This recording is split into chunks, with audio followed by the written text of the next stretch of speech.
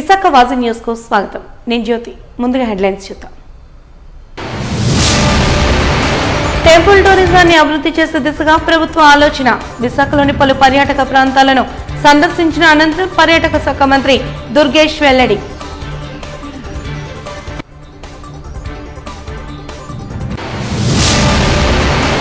వినియోగదారులకు ఉచితంగానే ఇసుక సరఫరా, రవాణా ఆపరేషన్ ఛార్జెస్ మినహా ఎలాంటి రుసుములు ఉండవన్న జిల్లా కలెక్టర్ హరేంద్ర ప్రసాద్.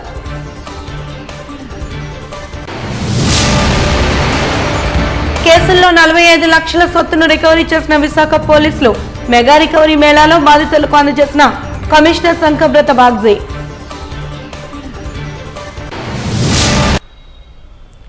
రాష్ట్రంలో పర్యాటక అభివృద్ధికి ప్రభుత్వం చర్యలు చేపట్టిందని, త్వరలోనే పర్యాటక అభివృద్ధిని చూస్తారంటూ రాష్ట్ర పర్యాటక, సాంస్కృతిక, సినిమాటోగ్రఫీ మంత్రి కందుల దుర్గేష్ స్పష్టం చేశారు.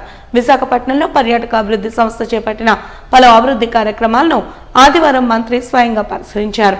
ఈ సందర్భంగా సీజన్లో పర్యాటకుల రద్దీ, పర్యాటకులకు కల్పిస్తున్న సౌకర్యాలు వంటి అంశాలను అధికారులు మంత్రికి వివరించారు.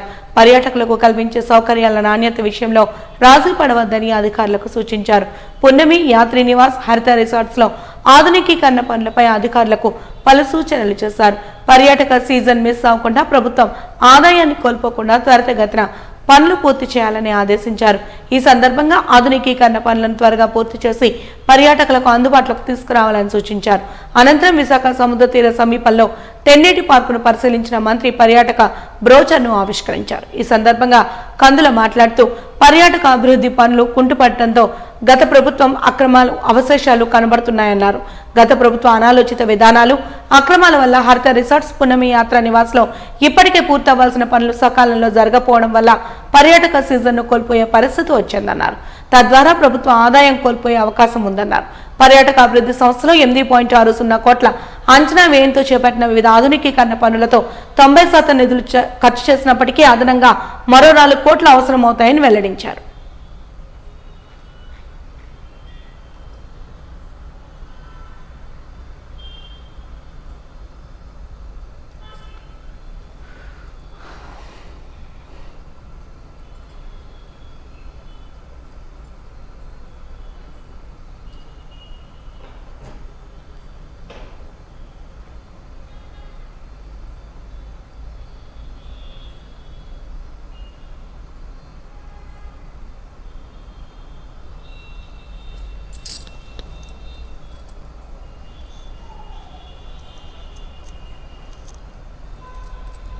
కూడా లోపం ఉంది. మీరు అలాగే ఇన్ టైంలో ఇవ్వలేకపోవడానికి కారణాలు మీరు చెప్తున్నారు. ఇవాళేమో మన టైప్ చేయడం పోగొట్టు.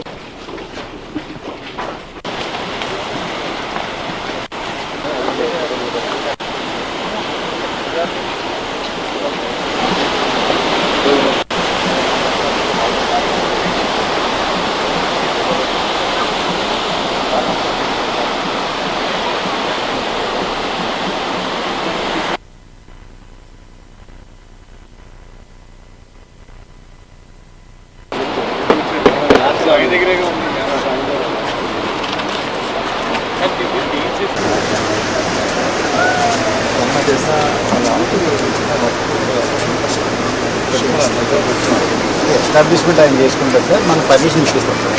పర్మిషన్ అది చేయాలి, మనకి ఇంకా అప్రూవల్స్ రావాలి. మనం చూసి కూడా ఉండదు.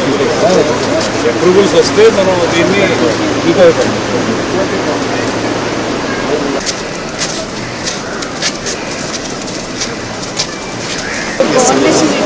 కోఆర్డినేషన్ మీటింగ్లు కూడా పెట్టారు.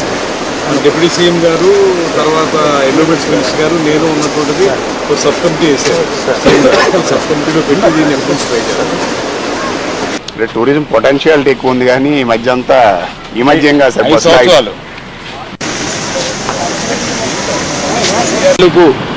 అనాలోచిత విధానాలు కానివ్వండి, అక్రమాలు కానివ్వండి, వాటి వల్ల దాని యొక్క నిర్మాణం పూర్తి కాకపోవడంతో పాటు ఇవాళ దాన్ని పూర్తి చేసి ప్రజలకు అందుబాటులోకి తీసుకురావాలంటే మరో 4-5 కోట్లు ఖర్చు పెట్టాల్సిన పరిస్థితి కనపడతా ఉంది. దానికి ఇచ్చినటువంటి 8 కోట్ల చిల్లర ఎస్టిమేషన్కి ఇప్పటికే 7 కోట్ల చిల్లర మేము దానికి అందజేయడం జరిగింది. వాళ్ళు అయినా ఇప్పటికీ కొత్తగా వచ్చిన మార్పుల వల్ల గత ప్రభుత్వం కొత్త మార్పులు చెప్పింది, దానికి ఏది పేపర్ మీద లేదు. కానీ వాటిని మేము చేయాల్సి వచ్చింది కాబట్టి ఇంకొక 4-5 కోట్లు పెరుగుతుందనేటువంటి మాట వారు చెప్తున్నారు. అలా చెప్పినప్పుడు దానికి ఏ రకంగా మనం చేయాలి, దీన్ని ఏ రకంగా తప్పులు ఎవరు చేశారు వాటిని ఎలా బయట పెట్టాలి, వాటిని ఎలా రెక్టిఫై చేయాలి, తర్వాత దీన్ని పూర్తి చేసి ప్రజలకు అందుబాటులోకి తీసుకురావడానికి ఏం చేయాలనేటువంటి దాని మీద మేము హెడ్ ఆఫీసులో ఒక టీం తోటి దీన్ని డిస్కషన్స్ పెట్టాం. దీని మీద ఒక కమిటీని కూడా ఏర్పాటు చేసి వాళ్ళు వచ్చి పరిశీలించి ఏ రకంగా ప్రజలకు అందుబాటులోకి దీన్ని తీసుకురావాలనేటువంటి అంశం మీద కూడా మేము చర్చిస్తున్నాం. సమసమాజ నిర్మాణం కోసం ఎంతో శ్రమించిన కామ్రేడ్ విఐ లెనిన్ నేటి యువతకు ఆదర్శమని JNU professor Prabhas Patnaik CPM రాష్ట్ర కార్యదర్శి కామ్రేడ్ వి శ్రీనివాసరావు అన్నారు. సోవియట్ యూనియన్ సమసమాజ నిర్మాత కామ్రేడ్ విఐ లెనిన్ శతవర్ధంతి సందర్భంగా నేడు అల్లూరి సీతారామరాజు విజ్ఞాన కేంద్రంలో సిపిఎం రాష్ట్ర సదస్సును నిర్వహించారు. ఈ కార్యక్రమానికి ముఖ్య అతిథిగా JNU professor Prabhas Patnaik CPM రాష్ట్ర కార్యదర్శి కామ్రేడ్ వి శ్రీనివాసరావు హాజరయ్యారు. ఈ సందర్భంగా వారు మాట్లాడుతూ ప్రపంచంలో జరిగిన అతిపెద్ద యుద్ధాలు అన్నింటికీ కారణం సాంఘిక సంక్షేమ అసమానతలేనని తెలిపారు. వాటిని రూపుమాపి సమసమాజ నిర్మాణం కోసం కృషి చేసిన వారిలో లెనిన్ సేవలు అద్వితీయమని కొనియాడారు.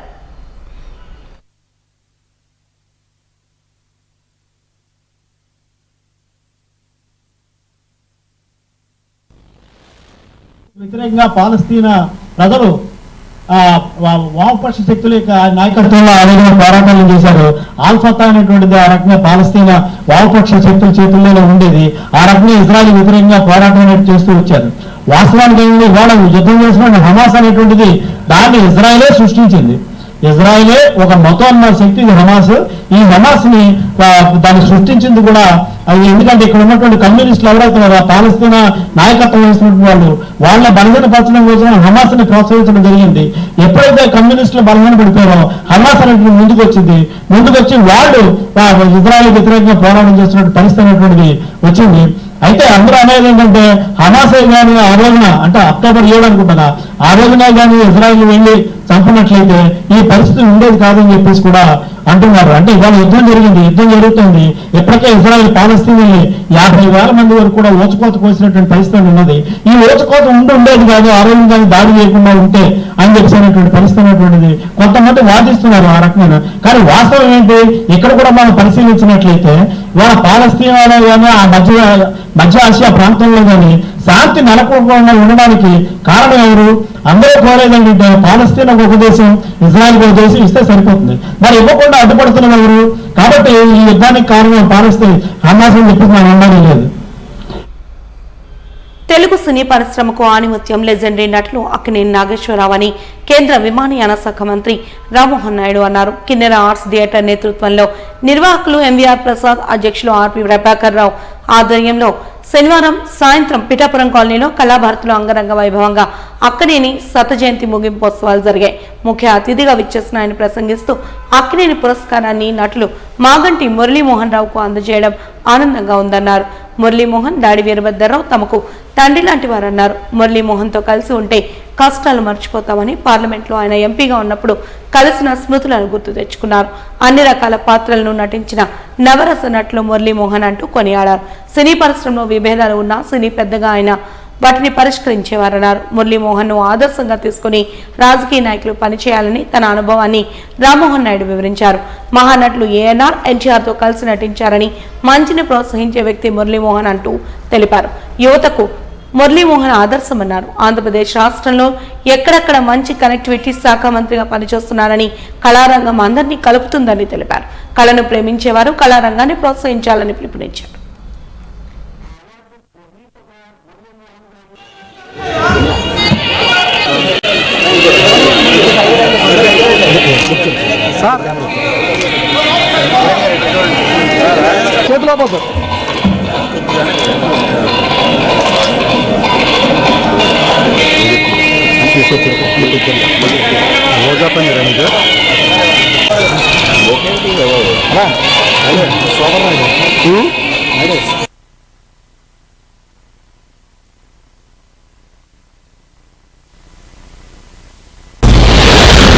అద్భుతమైనటువంటి స్పీకర్స్ మధ్యంలో ఈ రోజు నా అభిమాన నాయకుడు అక్కినేని నాగేశ్వరరావు గారి శత జయంతి ఉత్సవం జరగడం మాత్రం చాలా అద్భుతం.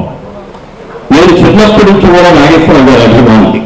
అలాంటి నాకు అనుకోకుండా నేను సినిమా యాక్టర్ అవడం, ఆయనతో అనేక సినిమాల్లో కలిసి నటించడం ఇవన్నీ కూడా నా అదృష్టంగా భావించాను. అలాగే నాగేశ్వరరావు గారి సినిమాలను కూడా అన్నపూర్ణ సంస్థ బ్యానర్తో తీసేవారు. గిట్టుబాటు బసవరావు గారు నిర్మాతగా మరి నాగేశ్వరరావు గారి సినిమాలన్నీ కూడా వారు పెద్దరావు గారు అయిపోయిన తర్వాత నాగేశ్వరరావు గారు స్టూడియో కట్టించడం ఇందాక పెద్దలందరూ కూడా ఉదహరించారు. నాగేశ్వరరావు గారి డేట్లు ఏమన్నా కావాలి అని వస్తే మీరు హైదరాబాద్ వచ్చి సినిమా తీస్తానంటే నేను డేట్లు ఇస్తా అని చెప్పిన మొదటి వ్యక్తి అక్కడే నాగేశ్వరరావు గారు. ఎప్పుడైతే ఆ రోజున ఇద్దరు హీరోల్లో నాగేశ్వరరావు గారు రామారావు గారు లో ఒకరైనా నేను ఇక్కడైతేనే చేస్తాను ఆయన చెప్పడం, అలాగే ఎన్టీ రామారావు గారు అక్కడ కూడా ఎన్టీఆర్ స్టూడియోస్ కట్టడం, దీంతో పరిశ్రమ ఇక్కడ రావటానికి సౌలభ్యం హైదరాబాద్ రావటానికి అలా అన్ని రకాలుగా కూడా చేశారు. వచ్చిన తర్వాత ఆయన ఒక సందర్భంలో సారథి స్టూడియోలో కాల్ షీట్లు అనేది అడిగితే స్టూడియో ఖాళీ లేదంటారు. నేను ఇక్కడికి సినిమా రావడం కోసం ఇంత కృషి చేసి నాకే డేట్లు లేవంటారా అని కోపం వచ్చేది. నాగేశ్వరరావు కోపం చాలా ఎక్కువ. ఆయన అంటారు అనేక సందర్భంలో నా పేరు నాగేశ్వరరావు నాగుపోవాలనేటువంటి దానికి అక్కినేని అన్నపూర్ణ గారు సమర్పించు అని పెట్టి అన్నపూర్ణ స్టూడియోస్ చిత్ర నిర్మాణంగా చేశారు.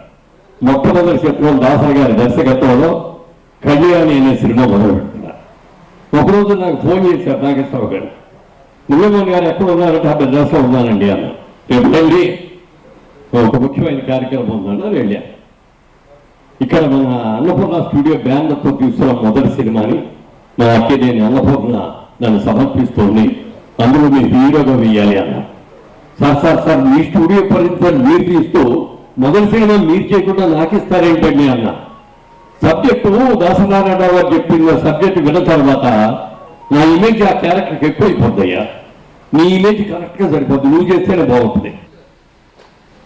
ఒక యుగ పురుషుడు, మనమందరం కూడా తరాలు మారిన అభిమానం మాత్రం తగ్గకుండా ప్రతి ఒక్కరు కూడా కొనియాడేటటువంటి లెజెండరీ యాక్టర్ అక్కినేని నాగేశ్వరరావు గారు.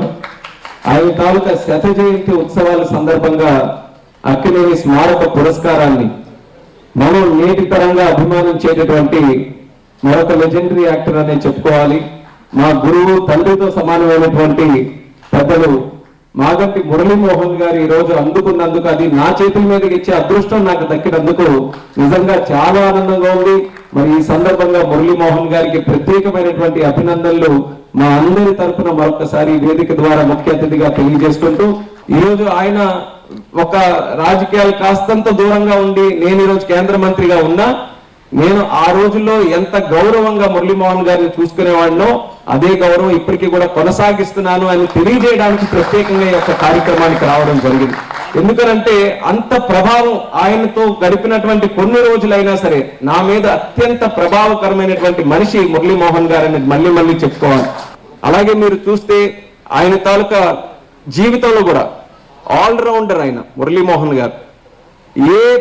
ఏ తాలూకా పాత్ర పోషించాలన్నా సరే, నటుడుగా కానీ, నిర్మాతగా కానీ, రాజకీయ నాయకుడిగా కానీ, వ్యాపారవేత్తగా కానీ, ఒక కుటుంబ పెద్దగా కానీ, ఏ పాత్ర ఆయనకి ఇచ్చినా సరే, ఆయన ఏదైతే సినీ రంగంలో ఏ పాత్రకి ఏ రకంగా న్యాయం చేస్తాడో మనకు అందరికీ తెలుసు. నిజ జీవితంలో కూడా ఏ పాత్ర పట్టుకున్నా దానికి 100% 100% కూడా మరి ఆ పాత్రకి న్యాయం చేసినటువంటి వ్యక్తి మురళీమోహన్ గారు. మీరు చరిత్ర కూడా చూడండి, ఎప్పుడు ఎక్కడ కూడా ఎవరితో విభేదాలు ఉండవు, ఎవరికి వేరేగా ఇటువంటి మాట కూడా ఉండదు, అందరినీ కూడా కలుపుకుని వెళ్దాం. ఆయన ఒక్క సందర్భంలో నేను కాలేజ్ చదువుతున్నటువంటి రోజుల్లో కూడా చూసేవాడు, మా ఇండస్ట్రీకి ఆయన అధ్యక్షుడిగా కూడా ఉండేవారు. అప్పుడు కూడా చాలా ప్రొయాక్టివ్ గా, అంటే ఆ రోజుల్లో కాలేజీలో ఉన్నప్పుడు కూడా నేను గమనించేవాడిని. అంటే ఆయన ప్రభావం ఏ రకంగా ఉండేదో మీరు గమనించాలి.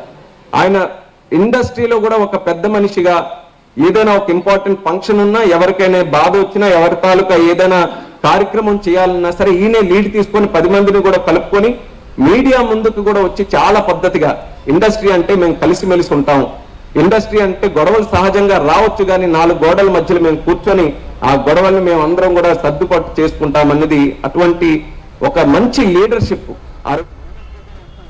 రాష్ట్రంలో గల సర్వే ఉద్యోగుల సమస్యలను పరిష్కరించే దిశగా కూటమి ప్రభుత్వం చర్యలు చేపట్టాలని సంఘ సభ్యులు విజ్ఞప్తి చేశారు. సిరిపురం కూడా చిల్డ్రన్స్ రాష్ట్ర సర్వే సిబ్బంది సర్వసభ్య సమావేశాన్ని నిర్వహించారు. ఇందులో భాగంగా ఆంధ్రప్రదేశ్ సర్వే ఉద్యోగుల సంఘం రాష్ట్ర ఉపాధ్యక్షులు, రాష్ట్ర అధ్యక్షులుగా పనిచేసిన మోమన రాజేశ్వరరావుకు ఘన సన్మానాన్ని చేశారు. ఈ సందర్భంగా వారు మాట్లాడుతూ కాలపరిమితి పెట్టి తమ పనులను పూర్తి చేయాలని ఒత్తిడి తేవడంతో ఉద్యోగుల్లో మానసిక, శారీరక ఒత్తిడి పెరుగుతోందని ఆందోళన వ్యక్తం చేశారు. అదేవిధంగా ఒత్తిడి కారణంగా సర్వేలో అనేక లోట్లుపాట్లు కానవస్తున్నాయని వెల్లడించారు.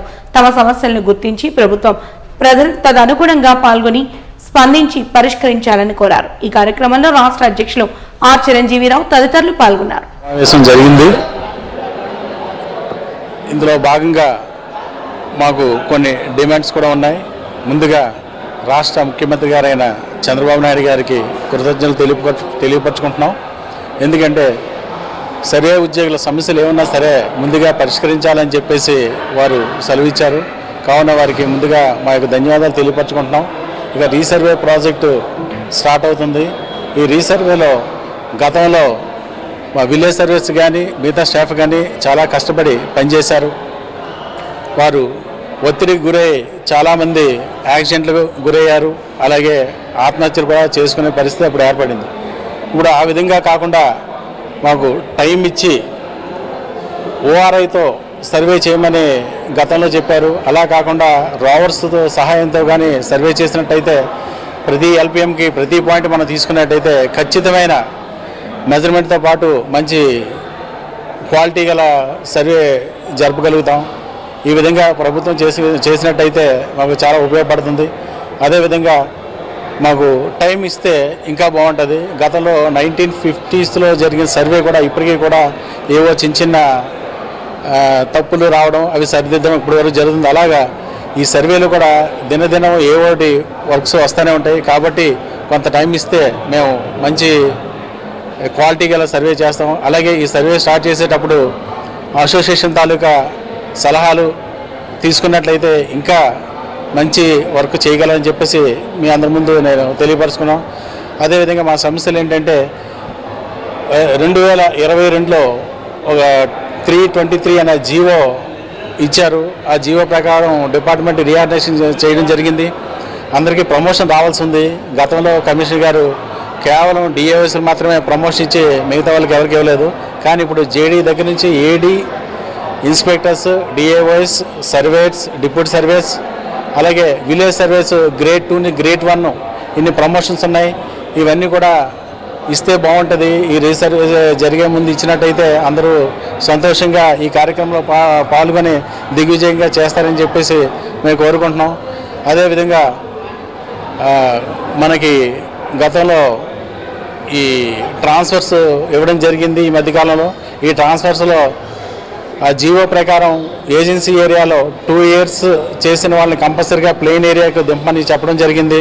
కానీ కొంత చోట్ల అవి జరగలేదు. 5 years చేసిన వాళ్ళు కూడా కొంతమంది ఉన్నారు. వాళ్ళని కూడా కిందకి జీవో ప్రకారం దించాలని చెప్పేసి మేము కోరుకుంటున్నాం. అలాగే చాలామంది ట్రాన్స్ఫర్స్ ఇచ్చినప్పటికీ కూడా వాళ్ళని రిలీవ్ చేయట్లేదు. ఆ రిలీవ్ కూడా చేయాలని చెప్పేసి మా డిమాండ్ మేము అడుగుతున్నాం మేము. అదేవిధంగా డిఓస్ ప్రమోషన్ ఒకటి అడుగుతున్నాం. అలాగే గెజిటెడ్ డిఓస్ కానీ, ఎస్డిఎం కానీ, హెచ్డిఎం కానీ వీరందరూ కూడా గెజిటెడ్ చేయాలని చెప్పేసి ఎప్పటి నుంచో మా డిమాండ్ ఉంది. ప్రభుత్వ విధానాలకు, ఆదేశాలకు అనుగుణంగా జిల్లాలోని ప్రజలకు ఉచితంగానే ఇసుక సరఫరా చేస్తున్నామని, రవాణా ఆపరేషనల్ ఛార్జెస్ తప్ప ఎలాంటి రుసుము విధించడం లేదని జిల్లా కలెక్టర్ ఎంఎన్ హరీంద్ర ప్రసాద్ స్పష్టం చేశారు. పాలసీకి విరుద్ధంగా ఎవరు వ్యవహరించినా, అక్రమాలకు, అవకతవకలకు ఎవరు పాల్పడినా కఠిన చర్యలు తప్పవని హెచ్చరించారు. జిల్లా ప్రజల అవసరాల మేరకు రోజువారీ డిమాండ్కు అనుగుణంగా 3000 టన్నుల ఇసుకను పక్క జిల్లాల నుంచి తెప్పించి ఏర్పాట్లు చేస్తున్నామని తెలిపారు. ఉచిత ఇసుక విధానం, ఆన్లైన్ బుకింగ్ ప్రక్రియ, రీచ్లు, ఇతర అంశాలపై కలెక్టరేట్ వీసీ హాల్లో police commissioner Sankabrata Bagchi, joint collector K Mayur Ashok తో కలిసి నిర్వహించిన విలేకరుల సమావేశంలో జిల్లా కలెక్టర్ మాట్లాడారు. ఈ సందర్భంగా ఆయన మాట్లాడుతూ సెప్టెంబర్ 20 నుంచి అన్ని సచివాలయాలు ఆన్లైన్ పోర్టల్ ద్వారా ఇసుక అందుబాటులో ఉంటుందని తెలిపారు. కేవలం ఆపరేషన్ ఛార్జెస్ మరియు ట్రాన్స్పోర్టేషన్ ఛార్జెస్తో మాత్రమే ప్రజలకు అందజేసే విధంగా మన పాలసీ గైడ్లైన్స్ తయారు చేయడం జరిగింది. గత నెల 20వ తారీఖు అంటే సెప్టెంబర్ 20వ తారీఖు నుంచి ఆన్లైన్ ద్వారా ఈ బుకింగ్ విధానం అనేది జరుగుతున్నది. san.ap.gov.in ఈ పోర్టల్ ద్వారా ప్రజలు వాళ్ళు కావాల్సిన శాండ్ బుక్ చేసుకునే విధంగా చర్యలు తీసుకోవడం జరిగింది. అంతేకాకుండా మన రాష్ట్రంలో ఉన్న జిల్లాలో ఉన్న ప్రతి సచివాలయంలో కూడా వార్డు మరియు విలేజ్ సచివాలయంలో కూడా బుకింగ్ చేసుకునే విధంగా చర్యలు తీసుకోవడం జరిగింది. వర్కింగ్ డేస్లో ప్రతిరోజు కూడా 10:30 నుంచి మనము బుకింగ్ మొదలయ్యే విధంగా సచివాలయంలో, ఆన్లైన్ విధానంలో 12 గంటల నుంచి మొదలయ్యే విధంగా మనము ముందుగా స్టార్ట్ చేయడం జరిగింది. తర్వాత ఇవన్నీ కూడా గౌరవ ముఖ్యమంత్రి వారి ఆదేశాల మేరకు 24/7 బుక్ చేసే విధంగా చర్యలు తీసుకోవడం జరిగింది. ఇప్పుడు కొనసాగుతున్న విధానంలో ప్రతి వారం కూడా ఎక్కడెక్కడ శాండ్ రీచ్ ఉందో అక్కడ శాండ్ రీచ్లో వాళ్ళు ఇవ్వగలిగే శాండ్ వరకు, ఆ క్వాంటిటీ వరకు బుక్ చేసే విధంగా ప్రతి శనివారం కూడా 12 గంటల తర్వాత ఈ బుకింగ్ అనేది అలౌ చేయడం జరుగుతున్నది.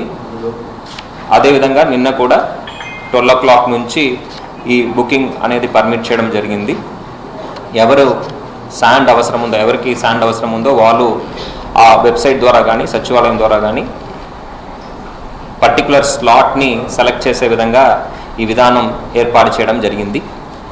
దీని ద్వారా ప్రజలు ఇబ్బంది లేకుండా శాండ్ బుక్ చేసే మన ప్రక్రియ తీసుకురావడం జరిగింది. ఈ శాండ్ ట్రాన్స్పోర్టేషన్ వచ్చేటప్పటికి 2 విధాలుగా మనము శాండ్ ట్రాన్స్పోర్ట్ చేసుకోవచ్చు.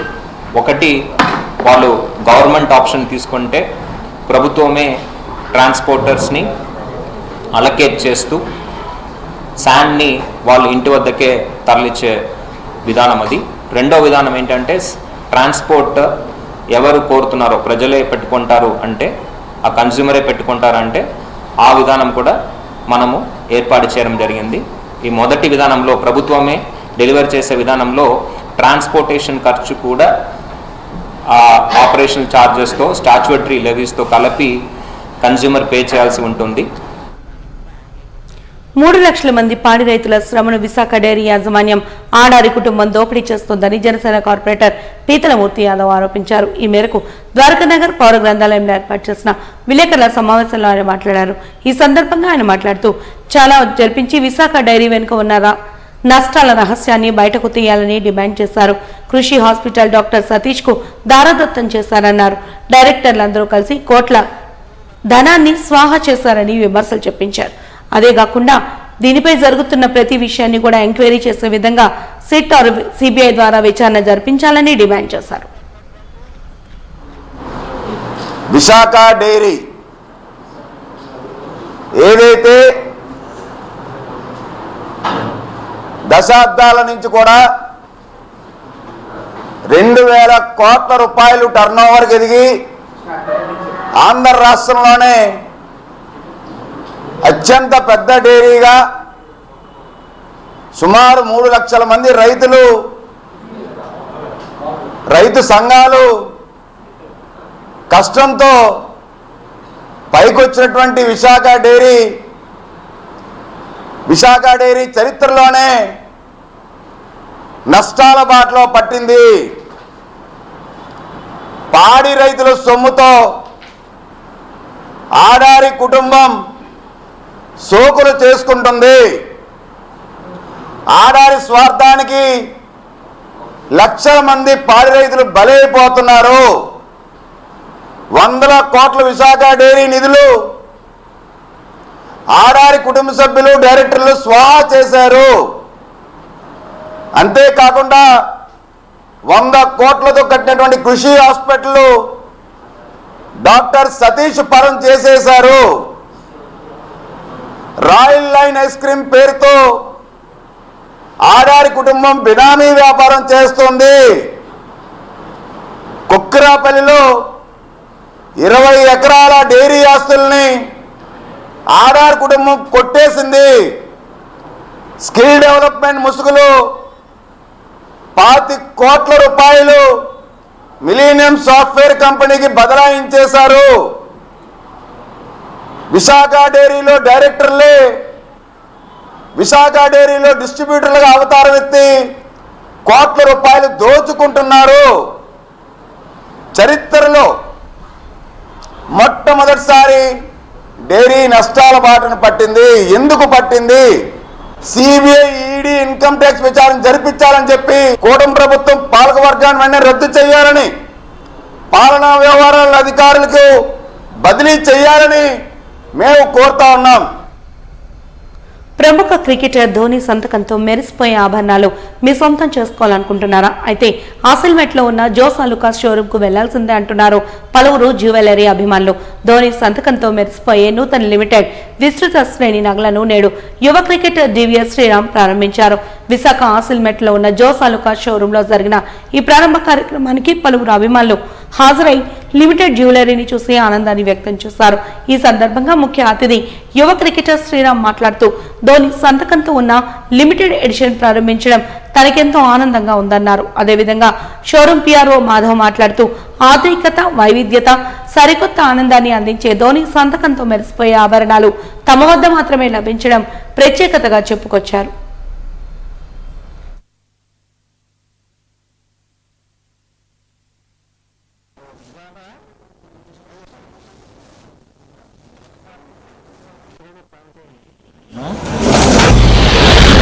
ఈరోజు జోస్ ఆలుకాస్లో MS Dhoni limited of jewellery platinum release అయింది. సో ఇది నాకు చాలా ప్రివిలేజ్గా భావిస్తున్నాను. ఈ జ్యువెలరీ ఓపెన్ చేసిన నాకు ఎంత హ్యాపీనెస్ వచ్చిందో తీసుకుంటే మీకు కూడా అంతే వస్తుందని భావిస్తున్నాను. Thank you. జోస్ ఆలుకాస్ విశాఖపట్నంలో అతిపెద్ద షోరూమ్. బంగారం, డైమండ్, ప్లాటినం వీటి అన్నిటికీ కూడా వినూత్నతో కూడిన కలెక్షన్తో ఉంటుంది. ఈరోజు ముఖ్యంగా ప్లాటినంలో అత్యద్భుతమైన మన క్రికెట్ ప్లేయర్ ధోని సంతకాలతో ఉన్న లిమిటెడ్ ఎడిషన్ ఐటమ్లని రిలీజ్ చేస్తున్నాము. ఈ కార్యక్రమానికి యువ క్రికెటర్ శ్రీ డివిఎస్ శ్రీరామ్ రావడం మేము కూడా ఎంతో గర్వంగా ఫీల్ అవుతున్నాము. మా వినియోగదారులకు ఎప్పటికీ వినూత్నతను అందిస్తూ ముందుకు వెళ్తూ ఉంటుంది జోస్ ఆలుకాస్. వ్యాపారంలో వినూత్నత అన్నది ఈరోజు కావాల్సిందే.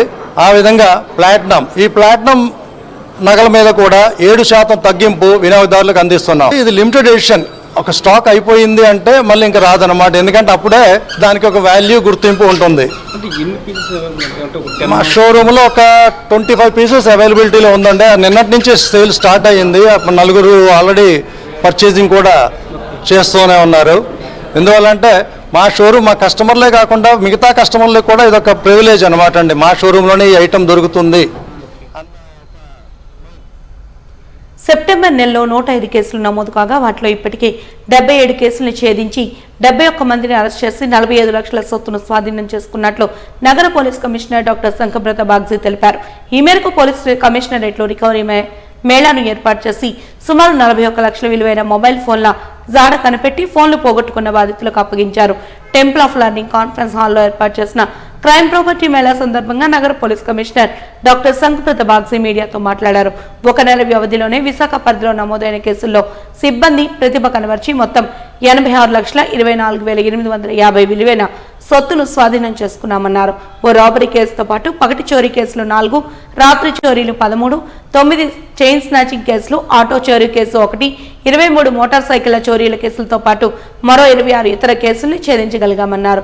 ఈ ఏడాది ఇప్పటి వరకు 5.21 కోట్ల విలువైన 3,479 సెల్ ఫోన్లను స్వాధీనం చేసుకోగలిగామని సిబ్బందికి అభినందనలు తెలిపారు.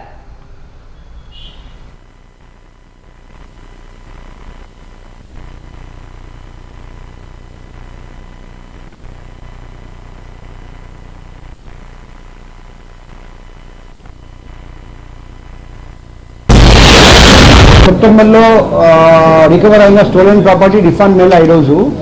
సో ఈ సందర్భంగా ఒక విషయం మీ అందరికీ తెలియజేయాలి. మన వైజాగ్ నగరంలో మొట్టమొదటిగా ఒక కొత్త సిస్టమ్ అమలు చేయబోతున్నాం. ఇప్పుడు స్టార్ట్ చేశాము. ఇంతవరకు ఏం జరిగిందంటే అనుకోండి ఒక దొంగతనం డిటెక్ట్ అయింది.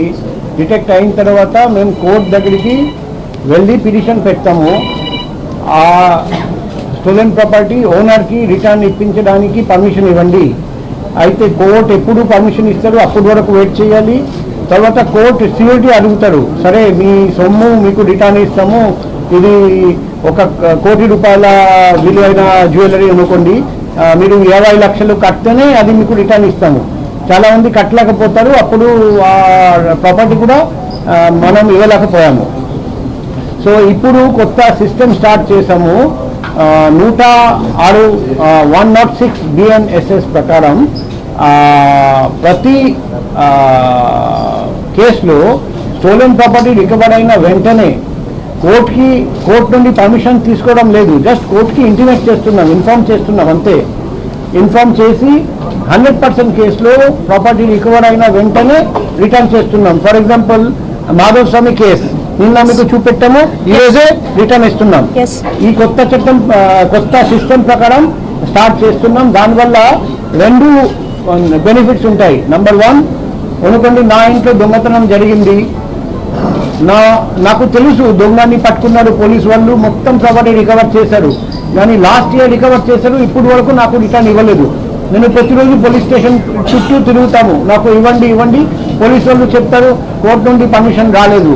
తర్వాత కోర్టు ఆర్డర్ ఇస్తారు, తర్వాత పోలీసు వాళ్ళు చెప్తారు సిఐటి మీరు కట్టలేదు, అందుకే రిటర్న్ చేయలేకపోతున్నాం.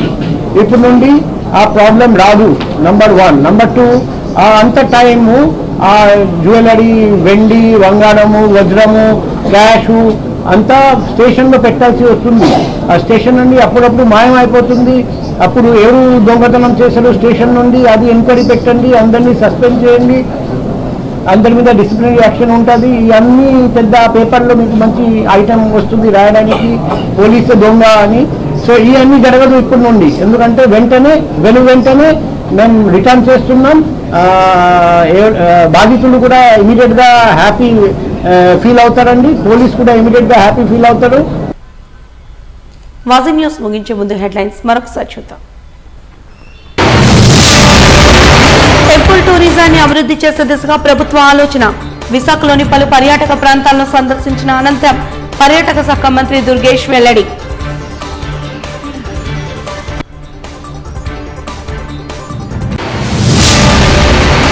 వినియోగదారులకు ఉచితంగానే ఇసుక సరఫరా, రవాణా ఆపరేషన్ ఛార్జెస్ మినహా ఎలాంటి రుసుము ఉండదన్న జిల్లా collector Harendra Prasad.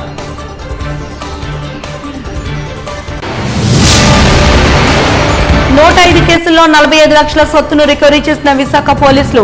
Mega recovery మేళాలో బాధితులకు అందజేసిన కమిషనర్ సంకప్రత బాగ్జీ.